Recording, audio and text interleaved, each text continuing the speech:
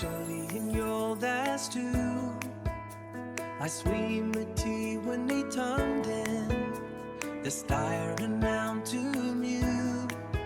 And can learn a pole that sunk he died. Not all employment-related income is earned while an employee is actively working. There are situations where an employee becomes unable to work because of an illness, an injury, or a disability. During these periods, the employee may receive payments through a wage loss replacement plan instead of receiving regular employment wages. A wage loss replacement plan is designed to replace part or all of an employee's lost income while they are temporarily unable to perform their job, rather than leaving the employee without financial support. The plan provides benefit payments that help replace the income they would normally have earned through employment. The process is fairly straightforward. An employee who becomes sick or injured may need to take medical leave from work. If they are covered under a wage loss replacement plan, benefit payments are made to the employee during the period they cannot work. These payments help the employee continue meeting their financial obligations until they are able to return to work. The primary purpose of a wage loss replacement plan is to replace lost employment income. It provides financial support during periods of illness, injury, or disability, and helps employees maintain a source of income when regular wages stop. From a tax preparation perspective, these benefit payments are important because they may need to be reported on the individual's personal income tax return. In many cases, the employee will receive a tax slip reporting the benefit payments, although the exact type of slip and the tax treatment depend on the specific plan and how it is funded. As a tax preparer, it is important to recognize that wage loss replacement benefits are different from regular salary or wages. They represent income received under an insurance or benefit plan rather than payment for current work performed. Before entering these amounts on the tax return, you should always review the supporting tax slip and understand the nature of the benefit being reported. The key message from this slide is that a wage loss replacement plan provides income when an employee cannot work because of illness, injury, or disability. These benefits may need to be reported on the T1 personal income tax return, making it essential for tax preparers to identify them correctly and understand their role in the overall tax reporting process. One of the most important concepts in reporting wage loss replacement plan benefits is understanding that not every benefit is taxed in the same way. The tax treatment depends primarily on one key question: who paid the insurance premiums that funded the plan? Let's first consider a plan where the employer paid the premiums. In this situation, the employer purchases or funds the wage loss replacement plan on behalf of the employee.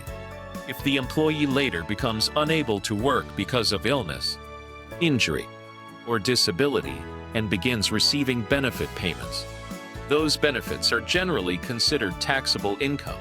This is because the employer paid the cost of providing the insurance coverage. Now consider the opposite situation, where the employee paid all of the premiums personally using after-tax dollars. When the employee later receives benefits under the plan, those benefits may be non-taxable, depending on the specific facts, the structure of the plan, and the applicable Canada Revenue Agency rules. Since the employee personally paid for the insurance coverage, the tax treatment can be different from an employer-funded plan. This distinction makes the source of the premium payments extremely important. The same type of benefit payment may be taxable in one situation and non-taxable in another, simply because the premiums were paid by different parties.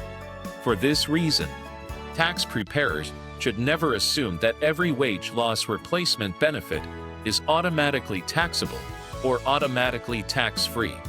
Instead, they should carefully review the tax slip, any supporting documentation provided by the employer or insurance company, and determine how the plan was funded before deciding how the income should be reported. It is also important to understand that there may be situations where both the employer and the employee contributed toward the premiums. These shared contribution plans can involve additional tax considerations, making it even more important to review the available information carefully and follow the applicable CRA guidance. The key takeaway from this slide is simple. The person who paid the insurance premiums largely determines the tax treatment of wage loss replacement benefits. Before reporting these amounts on the T1 personal income tax return, always review the tax slip and supporting information so that the benefit is reported correctly and in accordance with Canadian tax rules. Now that we understand what a wage loss replacement plan is, and how its taxability depends on who paid the insurance premiums, the final step is learning how to report these benefits correctly on the T1 personal income tax return. The reporting process begins when an employee receives wage loss replacement benefits because they were unable to work due to illness, injury, or disability. In many cases, the employee will also receive a tax slip that reports the benefit payments received during the year. This tax slip serves as the starting point for the reporting process. The next step is the tax preparer's review.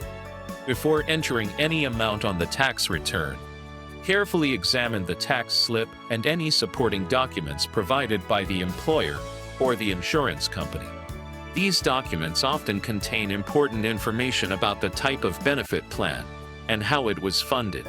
After reviewing the documents, determine the correct tax treatment of the benefit. One of the most important questions to answer is who paid the insurance premiums. If the employer paid the premiums, the benefits are generally taxable. If the employee paid the premiums using after-tax dollars, the benefits may be non-taxable, depending on the specific circumstances and the applicable Canada Revenue Agency rules. Once the tax treatment has been determined, report the appropriate taxable amount on the correct line of the T1 personal income tax return. Accurate reporting is essential because incorrectly reporting taxable or non-taxable benefits can lead to reassessments, additional taxes, interest, or penalties.